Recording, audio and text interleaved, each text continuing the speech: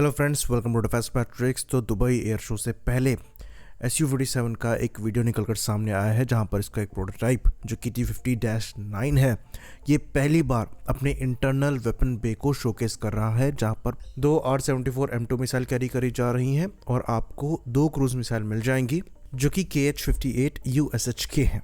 तो बेसिकली ये missile maximum 200 kilometre की रेंज के साथ आती हैं और मैक 3 की स्पीड को अचीव कर सकती हैं।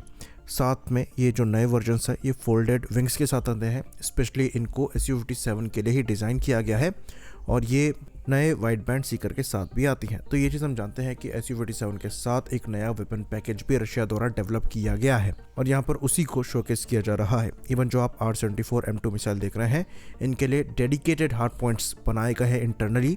और इवन ये जो R-74 M2 मिसाइल आप देख रहे हैं, इसमें भी डायमेंशन में बदलाव है R-73 के मुकाबले, ऑल्दो परफॉर्मेंस यहाँ पर उससे ज़्यादा बेहतर है।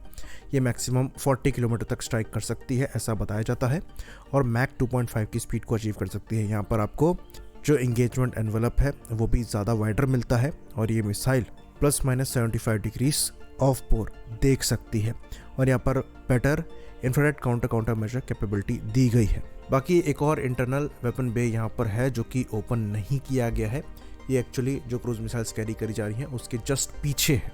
तो ये कुल मिलाकर 6 वेपन्स को इंटरनल वेपन बे में कैरी कर सकता है, जिसमें 2 आपकी शॉर्ट रेंज की एयर टू एयर मिसाइल होंगी जहाँ पर R-74 M2 कैरी करी जाती हैं। बाकी जो फ्यूसलाज में आपके 4 हार्ड पॉइंट्स दिए गए हैं, उसमें या तो आप 2-2 की कॉन्फ़िगरेशन में लॉन्ग रेंज की air to air missile carry कर सकते हैं या तो क्रूज मिसाइल्स कैरी कर सकते हैं। यहाँ पर क्रूज मिसाइल ही शोकेस करी जा रही हैं। तो ये शोकेस करता है कि जो SU-57 है ये एक्चुअली काफ़ी आगे आ चुका है और काफ़ी मिस्ट्री रहती थी इनके इंटरनल वेपन बे को लेकर। कई एयर शोज़ में ये एयरक्राफ्ट पार्टिसिपेट भी किया, पर कभी भी इसके इंटरनल वेपन बे को ऐसे ओपन करके नहीं दिखाया गया। तो ये पहली बार होगा और यहाँ पर T-50 का -9 प्रोटोटाइप है जो कि बहुत ज़्यादा डिस्प्ले के लिए शो भी नहीं किया जाता, पर इस बार दिखाया जाएगा। इसमें और ज़्यादा एडवांस फीचर्स ऐड किए गए हैं और ये प्रोडक्शन वेरिएंट के काफ़ी क्लोज है। तो ये चीज़ हम पहले भी कई बार कह चुके हैं कि SU-57 जितना बुरा बताया जाता है उतना बुरा है नहीं। यहाँ पर जो स्टेल्थ कैरेक्टरिस्टिक्स हैं ये डेफिनेटली F-35 या फिर F-22 रैप्टर जैसे तो नहीं है, पर किसी भी फ्लाइंग 4.5 जेन प्लेटफॉर्म से ज़्यादा बेहतर है। यहाँ पर जो सबसे बड़ा RCS को लेकर इशू आता है ये इंजन की वजह से आता है, जहाँ पर जो एक्सपर्ट्स हैं वो ये आर्ग्यू करते हैं कि जो एयर इनटेक यहाँ पर दिए गए हैं उनका डिज़ाइन ऐसा है कि जो इंजन ब्लेड्स हैं ये एक्सपोज्ड रहते हैं और सामने से RCS इस प्लेटफॉर्म का बढ़ाते हैं। तो इस चीज़ पर भी हम कई बार बात कर चुके हैं, जहाँ पर हमने बताया था कि कैसे रशिया द्वारा कोशिश करी जा रही है फ्रंट से भी जो इंजन विजिबिलिटी है उसको कम करने की, और यहाँ पर रडार ब्लॉकर्स को भी लगाया जा रहा है। तो रशिया इन प्रॉब्लम्स पर काम कर रहा है। ये एयरक्राफ्ट अब एक मैच्योर मशीन बन चुका है और प्रैक्टिकल यूज़ केस के हिसाब से इसको डेवलप किया गया है।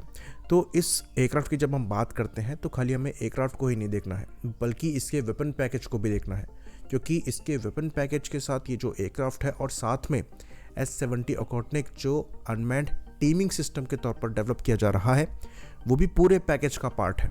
क्योंकि ये जो कंपोनेंट्स हैं ये इस एयरक्राफ्ट की कैपेबिलिटी को कॉम्प्लीमेंट करते हैं।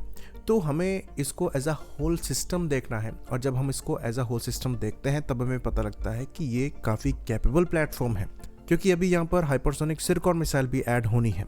तो ये ओवरऑल एक काफ़ी बेहतरीन प्लेटफॉर्म बनकर सामने आया है। इंजन का जो इशू है वो भी सॉर्ट होता हुआ दिख रहा है। एयर-51 भी मैच्योरिटी की तरफ आगे बढ़ चुका है और अगर इंडिया इसे कंसीडर करता है तो ये कहीं से भी कॉम्प्रोमाइज़ नहीं होगा। इसके बारे में हम पहले भी बात कर चुके हैं।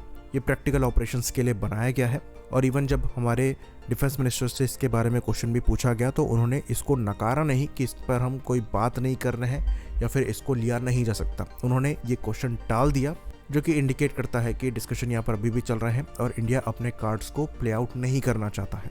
तो यहाँ अच्छी खासी पॉसिबिलिटी एग्जिस्ट करती है कि इन प्लेटफॉर्म को इंडिया में बनाया भी जाए।